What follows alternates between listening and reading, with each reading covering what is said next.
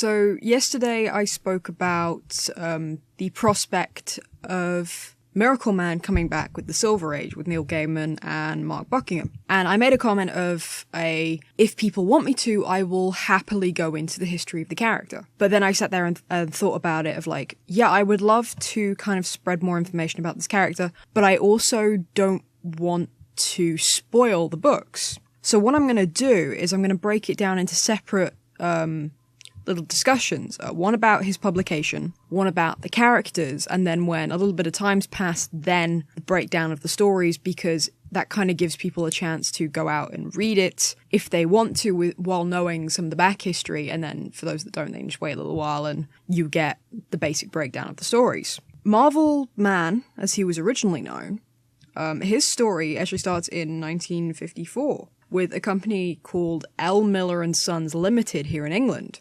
And they held the right to republish Fawcett Comics, who had characters such as Captain Marvel. And then DC sued Fawcett for the rights. That is a whole story in itself, but that meant that Captain Marvel comics stopped being published. Therefore, L. Miller & Son had nothing to publish. So they asked Michelangelo to create a knockoff version of the character, and he created Marvel Man and the Marvel Man family, so you can kind of see a parallel between the two characters. And that run from 1954 to 1963, so a good 9-year run, which isn't too bad. And so L. Miller & Sons Limited expanded, and in 1982 we got the magazine Warrior. And Warrior is where a lot of very well-known British creators kind of not exactly got their start, but they kind of started to gain momentum outside of 2000 AD. So you had Alan Moore, Steve Moore, David Lloyd, Brian Bolland, Dave Gibbons, Alan Davis, and the late Steve Dillon. So they ask Alan Moore to write Miracleman, or Marvel Man at the time. And he writes this alongside V for Vendetta, which was first published in Warrior, and now the rights are held by DC, because I think they finished the publication over in DC. And while the Miracleman books were being published here, Eclipse Comics held the rights and published them in America. So you had the original publication here, to which Warrior ended in 1985. But because Eclipse still held the rights, Moore finished the story with Eclipse over in America.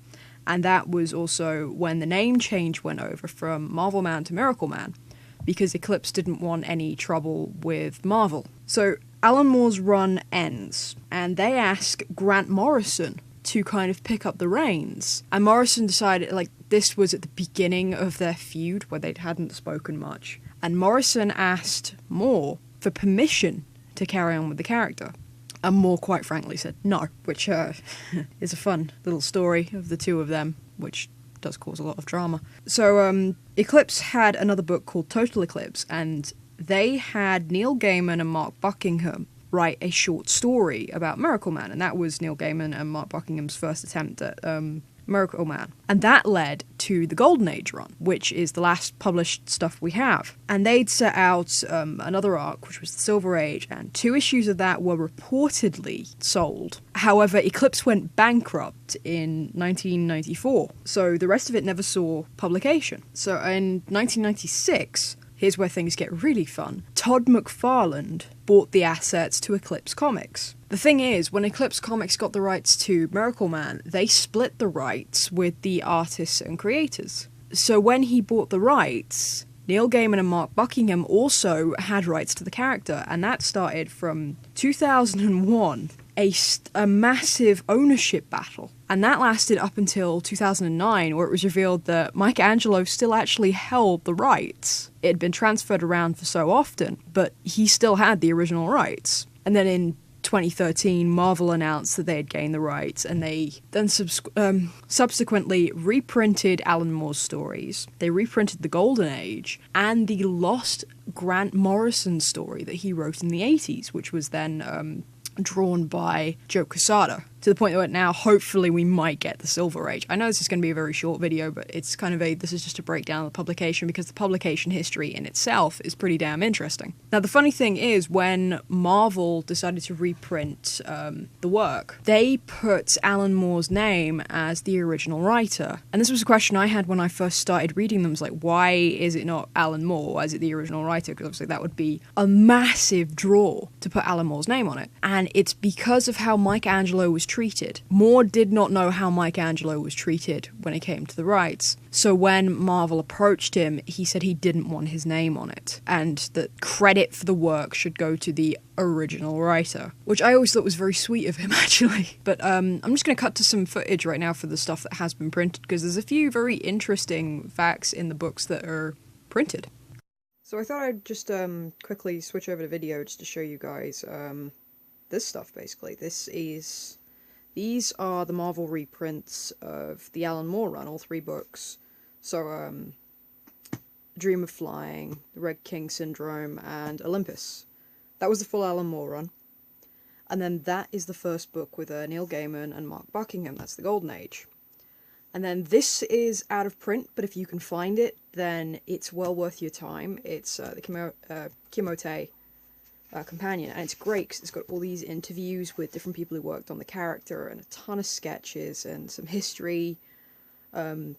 What's interesting though is this was printed in 2001, so all the drama surrounding the rights isn't really spoken about in here. So everything in this book relates to the original L. Miller publication, the Warrior publication, and little things that happened up till 2001, because this was published in 2001. And if you'll notice, it actually says that it's Todd McFarlane Productions and Neil Gaiman and Mark Buckingham.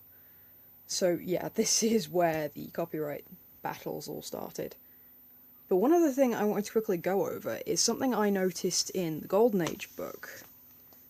Now, in the back of the Golden Age is this, a behind-the-scenes section, which was originally printed in 1989 to 1990, and it outlined the Golden Age, the Silver Age, and the Dark Age. And I love that Neil Gaiman just wrote, "Things go bad." But you'll notice when it has the Silver Age, there's this big black bar blocking out what the plot was going to be.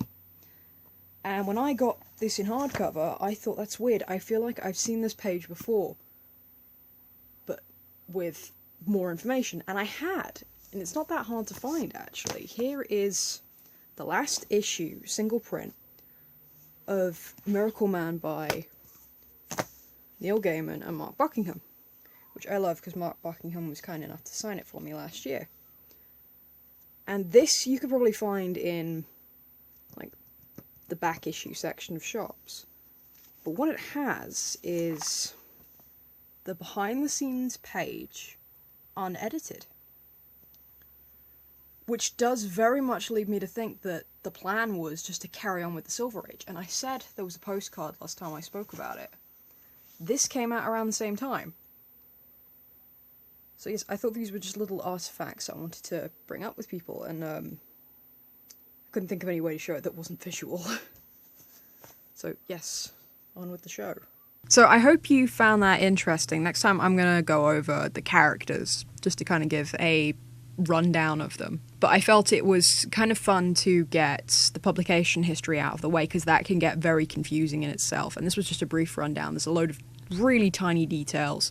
And if you are as fascinated by it as me, then picking up the Quixote Companion for the early history right the way up to 2001 is a must if you can find it, because it's been out of print since, I think I got my copy for about £25 in a little plug for Chaos City Comics in St Albans, England, which is not my local, but I love that one. But if you can find it, then definitely read it. So yes, next time we'll come back with the Miracleman family and have a brief rundown of those and some of the villains. And yeah, ton of links are in the description. We've got the site where I wrote something the other day about how DC should bring back Shazam and how that worked great. We have a Patreon account if you want to support the show and the articles. So till next time.